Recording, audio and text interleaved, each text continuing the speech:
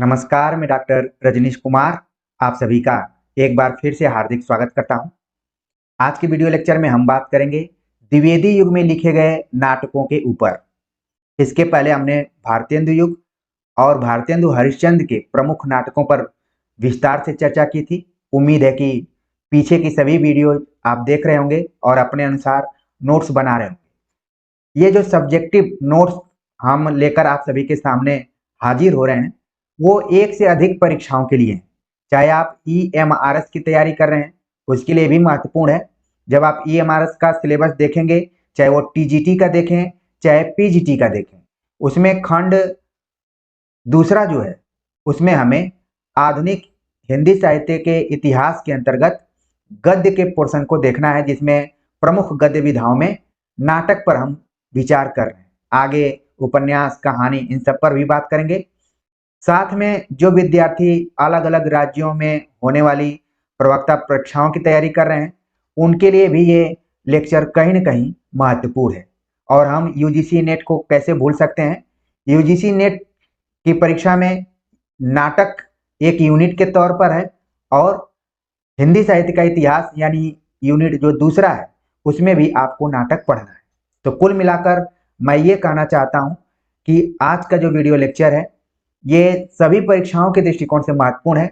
आप अपने अपने परीक्षा के दृष्टिकोण से इसको ग्रहण कीजिए। जब हम नाटक विधा पर चर्चा कर रहे हैं और खास तौर से द्विवेदी युग पे चर्चा कर रहे हैं तो आप देखेंगे कि जितनी तीव्रता से भारतेंदु युग में नाटक का विकास हुआ अलग अलग ढंग से, उतनी तेजी से द्विवेदी युग में नाटक का विकास नहीं हुआ।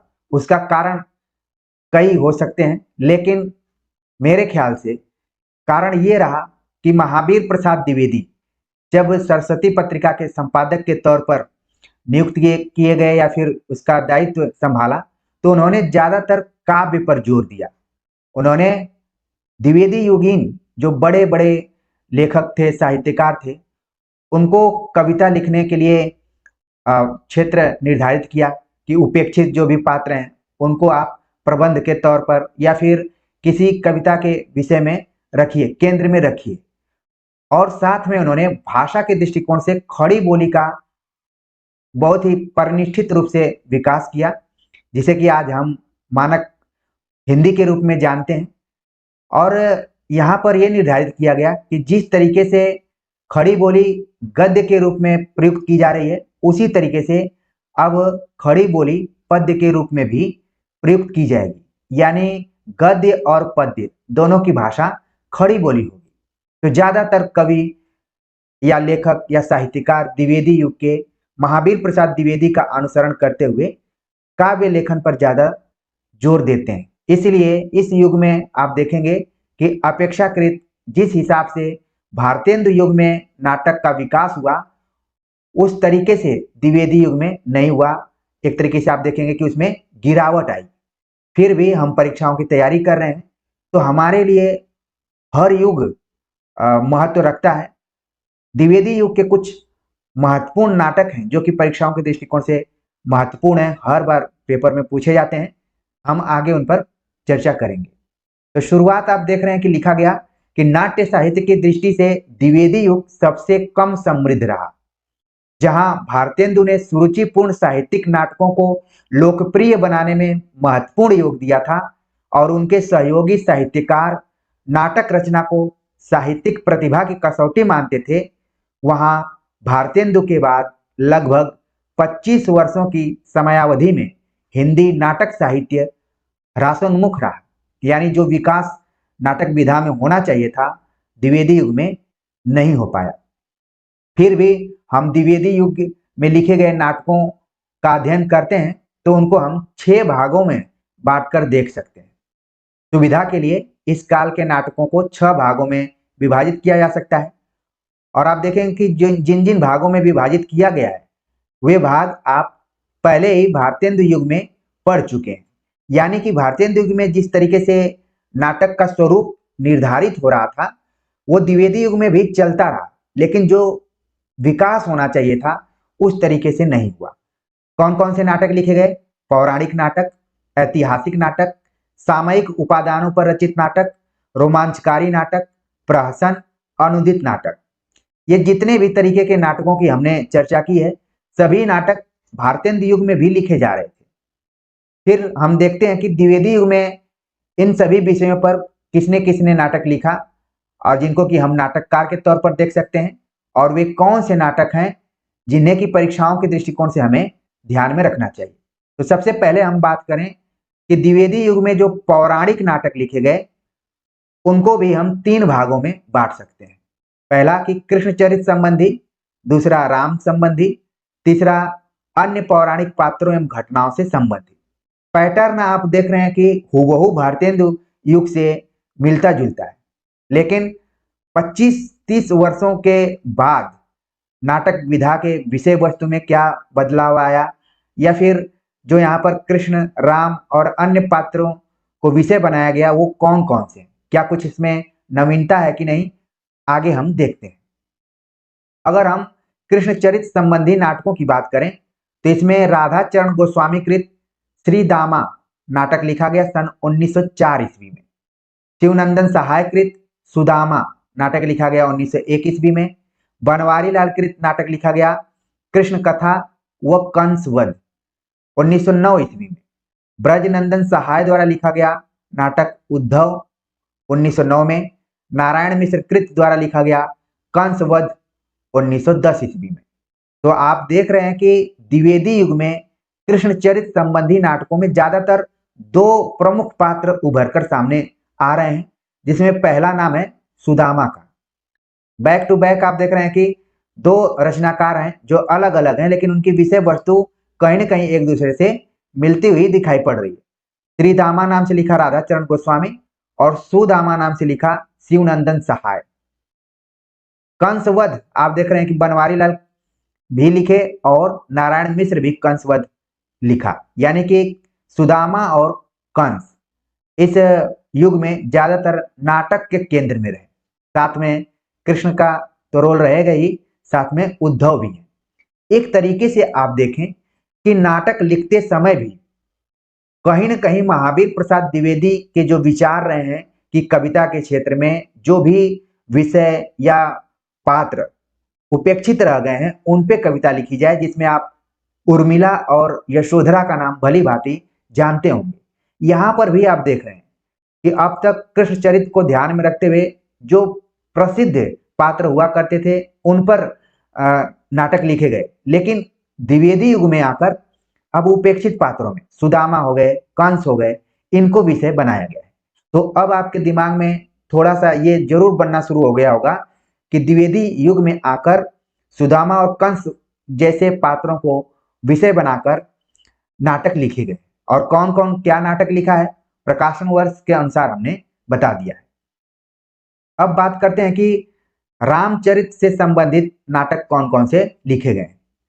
राम नारायण मिश्र द्वारा लिखित नाटक है जनक बाड़ा। इसके पहले आप देखते थे कि जानकी मंगल, इस तरीके से नाटक लिखा करते थे भारतेंदु युग में, लेकिन द्विवेदी युग में राम नारायण मिश्र ने नाटक लिखा जनक बाड़ा 1906 ईस्वी में। गंगा प्रसाद ने लिखा रामाभिषेक 1910 में।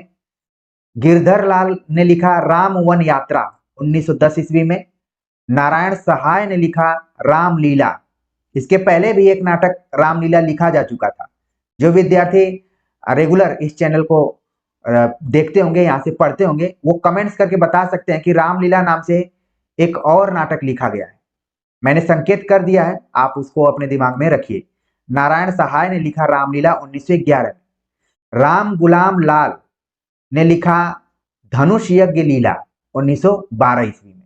तो ये सभी नाटक आप देख रहे हैं कि रामचरित पर आधारित है।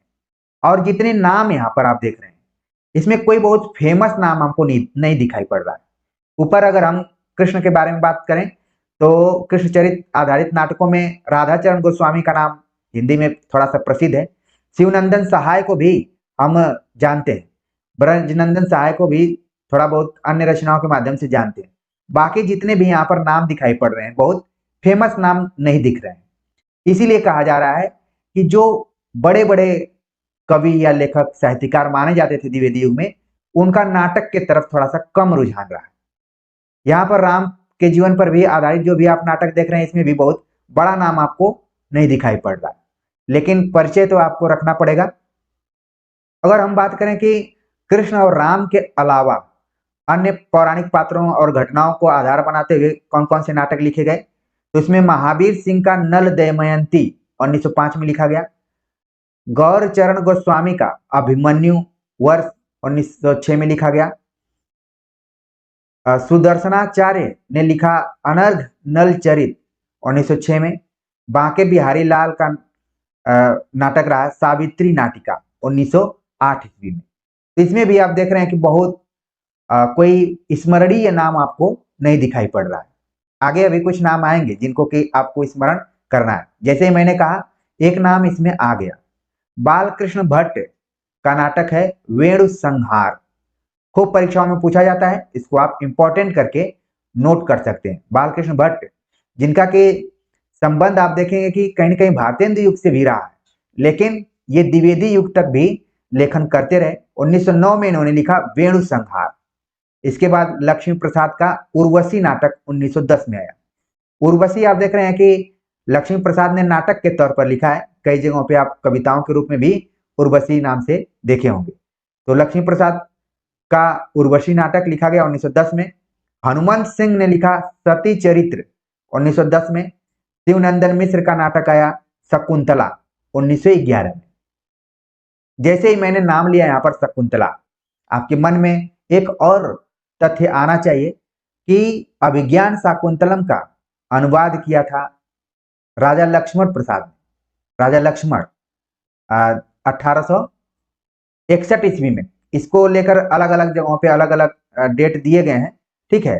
तो इन सभी डेटों को अपने दिमाग में रखिए, जिस हिसाब से परीक्षा में आएगा उसको आप सही करने का प्रयास कीजिएगा। कई जगहों पे 1863 दिया गया है। जैसे मैं यूजीसी नेट का पेपर देख रहा था तो उसमें राजा लक्ष्मण ने अभिज्ञान शाकुंतलम का अनुवाद शकुंतला नाम से किया, 1863 दिया गया, और कई किताबों में 1862 दिया है। अभी आपको प्रकाशन को लेके इस लेक्चर में बहुत परेशान नहीं होना है, क्योंकि मेरी पढ़ाने की आदत है कि जैसे कोई तथ्य मिलता है तो हम दिमाग उस तरफ ले जाते हैं कि हमने इस तरीके के नाटक को और भी कहीं पढ़ा हुआ, ठीक है।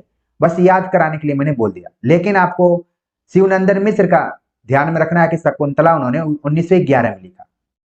जयशंकर प्रसाद का नाटक रहा करुणालय 1912 में लिखा गया। इसको इंपॉर्टेंट करके नोट कर लीजिए, पिछले साल के क्वेश्चन पेपर में आ चुका है।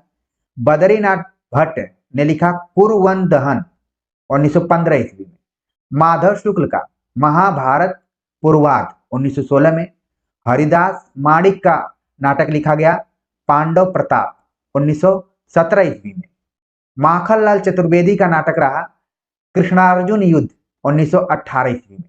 और जब आप यूपीजीडीसी का क्वेश्चन पेपर देखेंगे तो एक बार ये सवाल पूछा जा चुका है कि कृष्णार्जुन युद्ध किसका नाटक है। माखनलाल चतुर्वेदी जिनको कि हम राष्ट्रीय काव्य धारा के अंतर्गत कवि के तौर पर जानते हैं, और इनकी एक बहुत ही मशहूर कविता रही पुष्प की अभिलाषा। वही माखनलाल चतुर्वेदी ने एक नाटक लिखा कृष्णार्जुन युद्ध। ये इसलिए यूनिक है, परीक्षाओं में इसलिए पूछा जाता है कि हम कृष्ण को अर्जुन का सारथी मानते हैं, लेकिन इसमें माखनलाल चतुर्वेदी ने अपने नाटकीय कल्पना के माध्यम से कृष्ण अर्जुन के बीच युद्ध भी हुआ है, इस तरीके से एक नाटक लिखा जिसका नाम है कृष्णार्जुन युद्ध। आगे पता चलेगा कि इसकी विषय वस्तु क्या रही। तो मोटे तौर पर आपको समझ में आने लगा होगा कि किन नाटककारों को हमें ध्यान में रखना है और किन को कम ध्यान में रखना है। खासतौर से द्विवेदी युगीन नाटकों की बात करें तो जितने भी नाटकों की हमने बात की वो पौराणिक आख्यानों और चरित्रों के माध्यम से जनता को उपदेश देने की प्रवृत्ति से ही लिखे गए थे।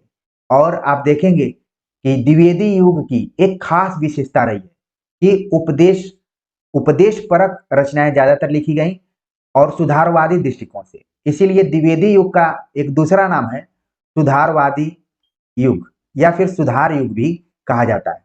आप नगेंद्र की किताब पढ़ेंगे तो वहां पर भी आप देख लेंगे। इसी तरीके से भारतेंदु युग को कहा गया पुनर्जागरण। तो देख रहे हैं आप कि जो नाटक भी लिखे तो उनके विषय वस्तु के अंदर जनता को उपदेश देने की प्रवृत्ति को ही प्रमुखता से रखा गया। आप जब उपन्यास पढ़ेंगे तो उसमें भी यही बात रहेगी।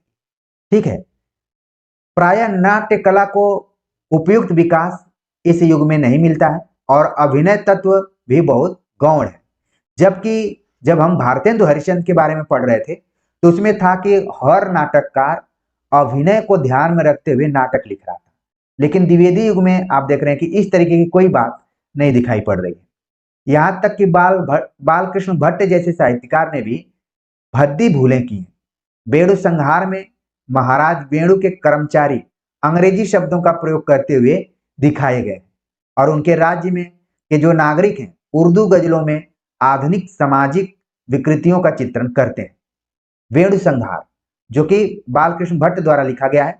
बालकृष्ण भट्ट उस युग से संबंधित हैं जहां पर अभिनय तत्व को ध्यान में रखा जाता था, लेकिन इनके ऊपर द्विवेदी युग का भी थोड़ा बहुत प्रभाव पड़ता है, जिसके कारण इनका जो मशहूर नाटक है वेणु संहार, इसकी जो भाषा शैली है उसमें भी अंग्रेजी के शब्दों का प्रयोग किया गया है। जो कर्मचारी हैं अंग्रेजियों के शब्दों का प्रयोग करते हैं और जो राज्य के नागरिक हैं उर्दू गजलों का प्रयोग करते हैं। तो इस तरीके से जो नाट्य कला का विकास होना चाहिए था, अभिनय तत्व का विकास होना चाहिए था, वो कहीं न कहीं प्रभावित हुआ है, वो कमजोर हुआ है। लिखा गया है कि अपवाद स्वरूप देखा जाए तो माखनलाल चतुर्वेदी का जो नाटक है कृष्णार्जुन युद्ध, जिसे राष्ट्रीय चेतना और साहित्यिक गुणों से युक्त होने के फलस्वरूप पर्याप्त लोकप्रियता प्राप्त हुई। यानी कृष्णार्जुन युद्ध देखने पे तो लग रहा है कि पौराणिक आख्यान पर आधारित है, लेकिन माखनलाल चतुर्वेदी जिस स्वभाव के रूप में जाने जाते हैं, जिस कवि के गुण के रूप में जाने जाते हैं कि ये राष्ट्रवादी कविताएं लिखते थे, इनके नाटक में भी वही प्रभाव दिखाई पड़ता है। तो मान लीजिए परीक्षा में कभी पूछ लिया जाए कि कृष्णार्जुन युद्ध की विषय वस्तु किस प्रकार की है और उसमें राष्ट्रीय चेतना, ऐतिहासिक चेतना, पौराणिक चेतना इस टाइप की लिख दी जाए तो आप तुरंत कैच कर लेंगे कि राष्ट्रीय चेतना। ठीक है, आगे बात करते हैं कि ऐतिहासिक नाटक द्विवेदी युग में कौन कौन से लिखे गए, जिसमें आप देख रहे हैं कि गंगा प्रसाद गुप्त का वीर जयमल 1903 में लिखा गया। वृंदावन लाल वर्मा का नाटक लिखा गया सेनापति उदल 1909 ईस्वी में। वृंदावन लाल वर्मा का संबंध बुंदेलखंड से और इनकी एक खास विशेषता है कि इनके जितने भी नाटक हैं वो ऐतिहासिक नाटक है और खास तौर से सभी की विषय वस्तु बुंदेलखंड को इन्होंने लिया हुआ है। और इन्होंने क्यों लिखा सेनापति उदल, क्योंकि उदल उदल के साथ एक और शब्द लगता है आल्हा उदल। और अब आपके दिमाग में आ गया होगा, बिल्कुल आप सही सटीक पकड़े कि मैं तुरंत आपको द्विवेदी युग से खींचकर आदिकाल के तरफ ले जाऊंगा और आल्हा उदल नाम से एक बहुत बड़ा महाकाव्य लिखा गया। अब आप संकेत को पकड़ लिए होंगे, चाहे तो आप कमेंट्स कर सकते हैं।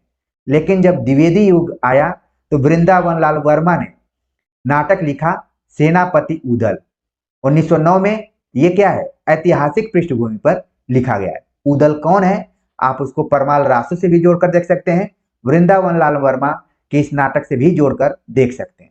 हमारा उद्देश्य है कि हम परीक्षाओं की तैयारी करें तो दिमाग को हम थोड़ा सा रबर की तरह बढ़ाकर भी देखने की कोशिश करते रहें। अगला जो नाटक है वो है बद्रीनाथ भट्ट का चंद्रगुप्त नाटक 1915 ईस्वी में। अब आपके मन में आ रहा होगा कि हम तो अक्सर जानते हैं कि चंद्रगुप्त नाटक लिखने वाले जयशंकर प्रसाद हैं, लेकिन यहाँ पर आप देख रहे हैं कि बद्रीनाथ भट्ट ने भी चंद्रगुप्त नाटक लिखा है सन 1915 ईस्वी में। आगे चलकर जयशंकर प्रसाद ने सन 1931 में नाटक लिखा, लगभग 15 वर्षों के बाद। जोड़कर ऐसे पढ़ेंगे तो ज्यादा आपको समझ में आएगा। कृष्ण प्रकाश सिंह का नाटक है पन्ना 1915 में। हरिदास माणिक ने नाटक लिखा संयोगिता हरण 1915 ईस्वी में। जयशंकर प्रसाद फिर से आते हैं, एक नाटक लिखते हैं राजश्री 1915 ईस्वी में। क्योंकि जयशंकर प्रसाद इस समय नाटक लिखना शुरू कर दिए थे, तो आप देखेंगे कि जयशंकर प्रसाद की कुछ जो लेखकी या रचना कर्म वृत्ति रही है वो द्विवेदी युग और छायावाद दोनों के संक्रमणकालीन स्थिति में रही। कुछ इनकी रचनाएं द्विवेदी युग में भी दिखाई पड़ती हैं। बाद में जब हम देखेंगे तो जयशंकर प्रसाद खुद नाटक में एक महत्वपूर्ण बिंदु के रूप में आते हैं। नाटक का इतिहास लिखते समय भारतेंदु प्रसाद, मोहन राकेश का युग एक तरीके से निर्धारित किया जा सकता है। तो जयशंकर प्रसाद ने एक नाटक लिखा राजश्री 1915 ईस्वी में। राजश्री क्या है? ऐतिहासिक पात्र है। हर्षवर्धन का नाम आप अगर जाने होंगे इतिहास में तो वहां से जोड़कर देख सकते हैं। इसके बाद नाटक लिखा परमेष्ठी दास जैन का वीर चूड़ामवत सरदार 1918 ईस्वी में। इन सभी नाटकों का जो वातावरण है ऐतिहासिक वातावरण है, लेकिन बहुत अपनी अच्छी छाप नहीं छोड़ पाए। राजश्री में प्रसाद ने, जो प्रसाद जी हैं, इतिहास तत्व की रक्षा अवश्य की है। यानी कि जो जयशंकर प्रसाद हैं अपने ऐतिहासिक चेतना का उपयोग करते हुए थोड़ा बहुत इतिहास तत्व को राजश्री के माध्यम से बचा लिया है। सही मायने में देखा जाए तो हिंदी साहित्य में ऐतिहासिक नाटकों का सूत्रपात भारतेंदु से नहीं होकर बल्कि जयशंकर प्रसाद से ही माना जा सकता है। यानी जब भी हम ऐतिहासिक नाटकों की बात करेंगे तो उसकी शुरुआत हम जयशंकर प्रसाद से मान सकते हैं। तो हमने ऐतिहासिक नाटकों पर बात कर लिया। अब बात करते हैं कि सामयिक उपादानों पर आधारित नाटक कौन कौन से रहे। सामयिक मतलब समकालीन जो विषय वस्तु रहे उनको ध्यान में रखते हुए, यानी कि ऐसे नाटक जो अपने समय और समाज को ध्यान में रखते हुए लिखे गए। तत्कालीन समय और समाज, जिसमें नाम आ रहा है प्रताप नारायण मिश्र का नाटक भारत दुर्दशा, सन 1902 में लिखा गया। अब बहुत सारे विद्यार्थियों के मन में आने लगा होगा कि हम तो अभी तक पढ़ते आ रहे थे कि भारत दुर्दशा नाम का नाटक भारतेंदु हरिश्चंद्र ने लिखा है, प्रताप नारायण मिश्र कहां से इसमें आ गए। लेकिन आप ईयर को देखिए, भारतेंदु हरिश्चंद्र ने जो लिखा वो 1880 में लिखा। उसके लगभग आप देख रहे हैं कि 22 वर्षों के बाद प्रताप नारायण मिश्र ने एक नाटक लिखा भारत दुर्दशा। जहां भारतेंदु हरिश्चंद्र ने भारत दशा लिखी वो अपने समय समाज के अनुसार, और प्रताप नारायण मिश्र ने जो लिखी वो अपने समय के अनुसार लिखा है। इसके बाद नाटक लिखा भगवती प्रसाद ने वृद्ध विवाह नाम से 1905। वृद्ध विवाह को अगर देखा जाए तो प्रेमचंद की कहानियों में जिसको हम अनमेल विवाह कहते हैं उससे जोड़ा जा सकता है वृद्ध विवाह। तो वृद्ध का विवाह हो रहा है तो हो सकता है कि किसी अनमेल जोड़े से ही हो रहा हो, जो स्त्री हो वो बहुत कम उम्र की हो, और वृद्ध का तो यहाँ पर है। तो भगवती प्रसाद ने उस समय जो अनमेल विवाह हो रहे थे या फिर बाल विवाह हो रहे थे उनको ध्यान में रखते हुए यहाँ पर नाटक लिखा है। जीवानंद शर्मा ने लिखा भारत विजय 1906 में। कृष्णानंद जोशी ने नाटक लिखा उन्नति कहां से होगी 1915 में। जब भारतेंदु हरिश्चंद्र ने एक निबंध के माध्यम से कहा भारत वर्ष उन्नति कैसे हो सकती है, तो कृष्णानंद जोशी ने उसी से मिलता जुलता एक और विषय बनाया कि उन्नति कहां से होगी, और इस पूरे नाटक में उन्नति न होने का जो कारण रहा है उस पर विचार किया है। और एक बड़े ही मार्के की बात है कि जिन मिश्र बंधुओं को आप इतिहास लेखन की परंपरा में पढ़ते हैं वो नाटक लिखने में भी अपनी भूमिका निभाए थे, और वो किस युग से जुड़े हुए थे? द्विवेदी युग से। इनके नाटक रहे, एक ही नाटक यहाँ पर दिखाई दे रहा है नेत्रोन्मीलन 1915 ईस्वी में। मिश्र बंधु का जब नाम यहाँ पर लिया जा रहा है तो आपके मन में उन तीन भाइयों का नाम बिल्कुल आ जाना चाहिए। आपके मन में आ भी गया होगा, मैं ज्यादा प्रेशराइज नहीं करूंगा। आ गया होगा तो बहुत अच्छी बात है, नहीं आया होगा तो आप नोट्स बनाए होंगे, किताबें रखे होंगे, एक बार उलट पलट कर जरूर देख लीजिए और कोई ना कोई आप अपना एक फार्मूला बना लीजिए कि कैसे याद करना है। मिश्र बंधु ने लिखा नेत्रोन्मीलन 1915 ईस्वी में। तो ये जितने भी समसामयिक नाटक लिखे गए थे सभी सामाजिक राजनीतिक जीवन की विकृतियों को उभारने की कोशिश करते रहे, और इनका जो लक्ष्य रहा वो अपने द्विवेदी युग के प्रवृत्ति के अनुसार ही समाज सुधार रहा। नाट्य कला की दृष्टि से इनका बहुत विशेष महत्व नहीं है। द्विवेदी युग में रोमांचकारी नाटक भी लिखे जा रहे थे। इसमें मुख्यतः रोमांचकारी और अलौकिक घटनाओं को केंद्र में रखकर पारसी रंगमंच की दृष्टि से नाटक लिखे गए, और इन्हें इतिहासकारों ने मंचीय नाटक भी कहा है। यानी जो रोमांचकारी नाटक हैं इनको हम मंचीय नाटक के नाम से भी ध्यान में रख सकते हैं। और ये जो मंचीय नाटक हैं दो प्रकार के थे। एक वे जिनकी रचना फारसी प्रेमाख्यानों के आधार पर है, दूसरे वे जिनकी रचना पौराणिक आख्यानों को लेकर की गई है। यानी जो रोमांचकारी नाटक लिखे गए वो दो तरीके के रहे। एक तो सूफी प्रेमाख्यानों के आधार पर। सूफी प्रेमाख्यानों की जब भी मैं बात कर रहा हूं तो आप तुरंत पहुंच गए होंगे भक्ति काल में। द्विवेदी युग में प्रेमाख्यानों को ध्यान में रखते हुए नाटक लिखे जा रहे थे, दूसरे नाटक लिखे गए पौराणिक आख्यानों को ध्यान में रखते हुए। और ये जो नाटक लिखे जा रहे थे ये कहीं न कहीं व्यवसाय के दृष्टिकोण से लिखे जा रहे थे। जैसे आजकल आप देखते होंगे कि कई जगहों पे प्ले प्रस्तुत किया जाता है, नाटक प्रस्तुत किया जाता है, तो उसका एक मुख्य उद्देश्य ये भी होता है व्यवसाय।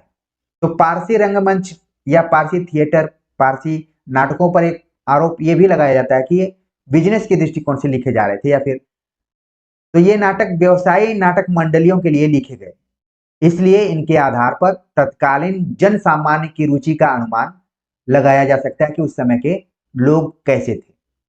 रोमांचकारी रंगमंची नाटककारों में मोहम्मद मियां रौनक, हुसैन मियां जरीफ, मुंशी विनायक प्रसाद तालिब, सैयद मेहदी हसन अहसान, नारायण प्रसाद बेताब, आगा मोहम्मद हव और राधे श्याम कथावाचक का नाम प्रमुख रूप से लिया जा सकता है। इसीलिए मैंने इसको बोल्ड लाइन में लिखा हुआ है ताकि आप इन नामों को याद रखें। इन नामों में आप देख रहे हैं कि हर नाम के बाद एक उसका निक नेम लगा हुआ है जिसको कि हम उपनाम कहते हैं, और परीक्षाओं में उपनाम से कितने सवाल पूछे जाते हैं आप इससे भली भांति परिचित हैं। तो आपको खास तौर से ध्यान में रखना है कि रौनक का पूरा नाम क्या है, जरीफ का पूरा नाम क्या है, तालिब किसका नाम था, अहसान किसको कहा जाता था, बेताब किसको कहा जाता था, या फिर हव किसको कहा जाता था। इन उपनामों को आप जरूर ध्यान में रखिए।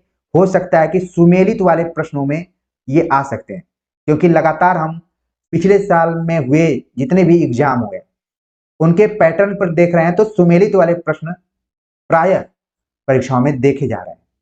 तो इस तरीके से ध्यान में रखिए। और एक चीज और रखिए कि इन सभी नामों का संबंध है पारसी रंगमंच से।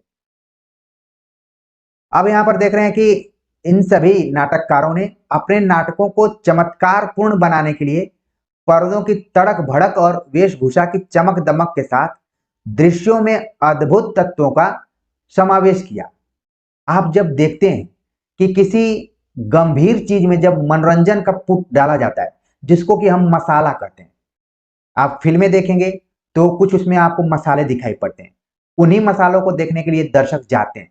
तो यहाँ पर जब व्यवसाय जुड़ गया तो उसमें बिना मसाला का व्यवसाय नहीं चल पाएगा। तो मजबूरी वश आप देख रहे हैं कि द्विवेदी युग में जो रोमांचकारी नाटक लिखे गए वो चमत्कारपूर्ण रहे, तड़क भड़क का उसमें समावेश किया गया, चमक दमक का उसमें समावेश किया गया और अद्भुत तत्वों को भी मिलाया गया, जिससे कि मनोरंजन या रोमांच बना रहे और जो भी दर्शक हैं वो लगातार इस तरीके के नाटकों से जुड़े रहे। इसी तरीके से आप पढ़ाई में भी देखेंगे कि बहुत सारे ऐसे आपको शिक्षक मिल जाएंगे जिनके कंटेंट में बहुत ज्यादा दम नहीं होती, लेकिन वो विद्यार्थियों का भरपूर मनोरंजन करते हैं, रोमांचकारी तरीके से बातें करते हैं, चमत्कारपूर्ण तरीके से अपनी अभिव्यक्ति करते हैं, और लगता है कि इनसे बेहतर कोई शिक्षक आपको नहीं मिल पाएगा। तो आपको मैं इसलिए इस उदाहरण को दे रहा हूं, मैं किसी का खास तौर से विरोधी या फिर प्रतिस्पर्धी नहीं हूं, आपको सचेत कर रहा हूं कि मनोरंजनपूर्ण चमत्कारपूर्ण चीजों में ज्यादा समय आपको नहीं खपाना चाहिए। आप देखेंगे कि बाद में वो आपको नजर आएगा कि ये तो व्यवसाय के दृष्टिकोण से किया जा रहा था। तो चमक दमक में बहुत ज्यादा आपको नहीं फंसना है, यही मैं कहना चाह रहा था। तो पारसी रंगमंच इस स्टोरी के माध्यम से आप भली भांति समझ गए होंगे कि किस तरीके के नाटक वो लोग लिखने का प्रयास करते रहे होंगे। अतिशयोक्तिपूर्ण कई बार वो नाटक लिखते थे जिसका कि जन सामान्य से बहुत कुछ लेना देना नहीं था मनोरंजन के सिवा। आगे किन किन चीजों का समावेश करते थे आप देखिए। आकाश में तारों का टूटना, मंच पर खंभों का टूटना, उनके भीतर से पात्रों का सहसा प्रकट होना जो कि संभव नहीं, आकाश मार्ग से देवताओं का जाना और वहीं से पुष्प वर्षा करना। आप टीवी सीरियल इत्यादि में भी इन सभी दृश्यों को देखे होंगे। तो ये क्या है, चमत्कारपूर्ण तड़क भड़क और चमक दमक प्रस्तुति करने के लिए ही इनका प्रयोग किया गया है। ताकि आपके अंदर एक रोमांच बना रहे।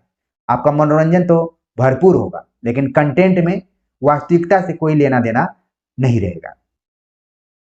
इन नाटकों का प्रारंभ, जो रंगमंचीय नाटक या फिर रोमांचकारी नाटक होते थे, इनका प्रारंभ होता था कोरस से। अभी भी आप देखेंगे, आप अगर महाविद्यालय या विश्वविद्यालय में कभी नाटक की प्रस्तुति देखे होंगे या फिर किसी संस्था से जुड़े हुए नाटक जब होते हैं तो कुछ उसमें कोरस भी होते हैं। शुरुआत उसकी कोरस से होती है, एक समूह में लोग बैठते हैं और गायन करते हैं, कुछ लोग उसको दोहराते हैं, फिर धीरे धीरे नाटक शुरू होता है, उसी को हम कोरस कहते हैं। इनमें प्रायः प्रमुख कथा के समानांतर एक प्रहसन भी चलता था। कोरस के साथ साथ प्रहसन भी चलता था, जो दर्शकों को हंसाने या मूल नाटक की भावधारा में परिवर्तन लाने के लिए प्रयुक्त होता था। जैसे आप फिल्में देखते हैं तो उसमें एक दो कुछ कुछ कॉमेडी चरित्रों को रखा जाता है, जिससे कि आप गंभीर फिल्मों को देखते देखते गंभीर ना हो जाएं, समय समय पे आप थोड़ा आनंद उठाएं और मनोरंजन का एहसास करें। तो इसलिए कॉमेडी चरित्रों को भी रखा जाता है। तो यहाँ पर भी कुछ कुछ वैसे ही रखा जाता था। आगे चलकर नाटककारों ने प्रमुख कथा के अंतर्गत ही हास्य तत्व का भी समावेश किया। रोमांचक रंगमंचीय नाटकों की भाषा भी उर्दू फारसी की शब्दावली से भरी पड़ी थी, उसी की प्रधानता थी। क्रमशः इसमें परिवर्तन हुआ और साधारण बोलचाल की भाषा का प्रयोग किया जाने लगा। वस्तुतः व्यावसायिक पारसी कंपनियों का उद्देश्य सामान्य जनता का मनोरंजन करके धनोपार्जन करना था। इस चीज को आप देखिए, जहां मनोरंजन है उसके पीछे क्या जुड़ा हुआ है? धनोपार्जन। जब हम फिलॉसफी कभी पढ़ा करते थे तो लोग बोलते थे उदाहरण के रूप में कि जहां धुआं उठता है तो मान लेना चाहिए कि वहां पर आग है। जहां मनोरंजन है उसके पीछे किस चीज का उद्देश्य है? धनोपार्जन का। तो आप लोग सीरियस विद्यार्थी हैं, संकेत को समझ गए होंगे। इनकी प्रतिक्रिया में कुछ अव्यवसायी नाटक मंडलियां भी सामने आई। ये चीज होनी ही होनी थी। जब कोई चीज बिजनेस पर निर्भर हो जाती है तो कुछ और विकल्प सामने दिखाई पड़ते हैं। तो कौन सी चीजें आई? अव्यवसायी नाटक मंडलियां। इनमें कौन कौन से थे, इनको नोट करना आपको। श्री रामलीला नाटक मंडली प्रयागराज, काशी नागरी नाटक मंडली काशी, भारतेंदु नाटक मंडली, हिंदी नाट्य परिषद कलकत्ता आदि का नाम उल्लेखनीय है।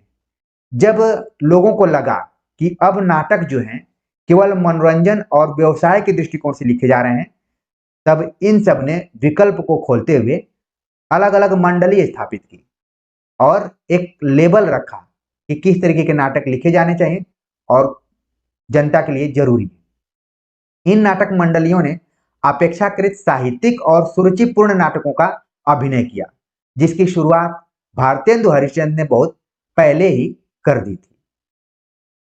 युग में नाटकों के अंतर्गत, मतलब द्विवेदी युग में नाटकों के अंतर्गत प्रमुख कथा धारा के समानांतर चलने वाले प्रहसनों के अतिरिक्त स्वतंत्र रूप से भी कुछ प्रहसन लिखे गए, जिसमें बद्रीनाथ भट्ट का चुंगी की उम्मीदवारी 1912 एक अच्छा प्रहसन है।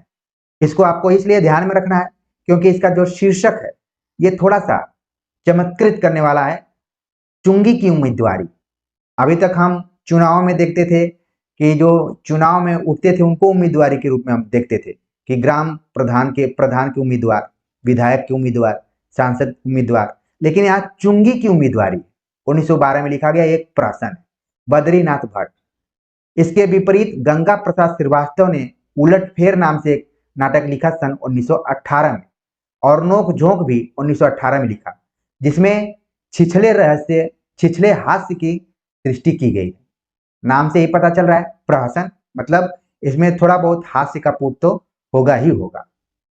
कुल मिलाकर देखें तो द्विवेदी युग में संस्कृत, अंग्रेजी, बांग्ला भाषा से कुछ नाटकों का अनुवाद भी हुआ। संस्कृत से श्री सदानंद अवस्थी ने नागानंद नाम से अनुवाद किया। लाला सीताराम ने मृच्छकटिकम का अनुवाद किया सन 1913 में। कवि सत्यनारायण ने उत्तर रामचरित का अनुवाद किया। अंग्रेजी से शेक्सपियर के नाटकों का अनुवाद लाला सीताराम और चतुर्भुज औदिच्य ने किया। और जब भी शेक्सपियर के नाटकों का अनुवाद आ रहा है तो भारतेंदु युग में एक नाटक अनुदित हुआ था। आप वहां तक पहुंच गए होंगे कि मैं किस नाटक की बात कर रहा हूं। इसी तरीके से फ्रांस के प्रसिद्ध नाटककार मोलियर के नाटकों को लल्ली प्रसाद पांडे ने अनुदित किया, गंगा प्रसाद श्रीवास्तव ने अंग्रेजी के माध्यम से अनुदित किया। बांग्ला से कुछ नाटकों का अनुवाद ब्रजनंदन सहाय ने किया। और सभी अनुदित नाटकों में मूल नाटकों की आत्मा सुरक्षित नहीं रह पाई, ठीक है, क्योंकि जो आप देखते हैं अनुवाद की एक खास विशेषता होती है, ठीक है। तो अनुवाद वाले वीडियो में मैंने बताया हुआ कि अनुवाद की क्या क्या विशेषता है, समय निकालकर आप जरूर देख लीजिएगा। यहाँ पर बताया जा रहा है कि अनुवाद करने के लिए तो किया गया, लेकिन जो मूल नाटक है, जिस भाषा से अनुवाद किया गया, उसको सुरक्षित ही नहीं रख पाया गया। उसमें इन लोगों की खुद की कल्पना उसमें समाहित हो गई। सब मिलाकर इस युग का जो नाट्य साहित्य है तत्कालीन हिंदी साहित्य के गौरव के अनुकूल नहीं है। भारतेंदु और प्रसाद के बीच ऐसा एक भी नाटककार नहीं है जिसमें सच्ची नाट्य प्रतिभा हो। अगर देखा जाए, दो खंभे बनाए जाए, एक तरफ भारतेंदु हो जाए और एक तरफ प्रसाद हो जाए, तो बीच में इनके बाद और इनके पहले कोई ऐसा नाटककार नहीं दिखाई देता है जिसको कि हम केंद्र में रख सकें, ठीक है। एक नाम इसमें लिया जा रहा है जिसका नाम है बद्रीनाथ भट्ट।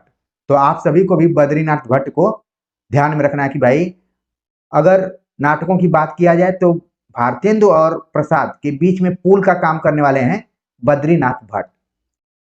लेकिन इनके भी कुछ नाटक पारसी कंपनियों के प्रभाव से अछूते नहीं रहे।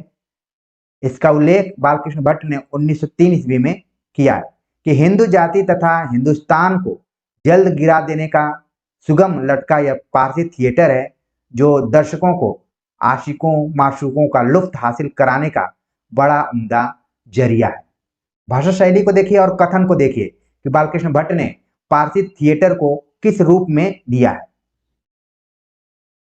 आगे है कि भट्ट जी स्वयं कथन तो कह दिया उन्होंने, लेकिन ये उस प्रभाव से मुक्त नहीं हो पाए। वेणु संहार में इस चीज को देखा जा रहा है जिसकी चर्चा हमने ऊपर भी की है। तो इस तरीके से आप देख रहे हैं कि द्विवेदी युग में जितने नाटक लिखे गए, जिस प्रसिद्धि के लिए जाने चाहिए, उनको हमें इतिहास में पढ़ना चाहिए था, उस तरीके से वो छाप नहीं छोड़ पाए। जिस तरीके से भारतेंदु युग के नाटक रहे या फिर खुद भारतेंदु के रहे और आगे चलकर जयशंकर प्रसाद के रहे, बीच में नाटकों का नाटक विधा जो लिखे गए नाटक, वो नाटक अपेक्षाकृत कमजोर कड़ी के रूप में ही जाने जाएंगे। तो उम्मीद है कि द्विवेदी युग के नाटकों को आप समझ गए होंगे, उनके नाटककारों से भी परिचित हो गए होंगे और क्यों नाटक कमजोर रहे, सारे प्रश्नों को आप समझ चुके होंगे। तो कमेंट्स कर जरूर बताइएगा। आगे जब हम जयशंकर प्रसाद पर बात करेंगे और उनके युग में लिखे गए नाटकों पर बातचीत करेंगे, तो आज का वीडियो लेक्चर और क्लियर होगा और तस्वीर क्या होगी, क्लियर होगी। तो उम्मीद है कि सारी चीजें आपको समझ में आ गई होंगी। मुझे कमेंट्स का इंतजार रहेगा, आप सभी कमेंट्स जरूर करिएगा।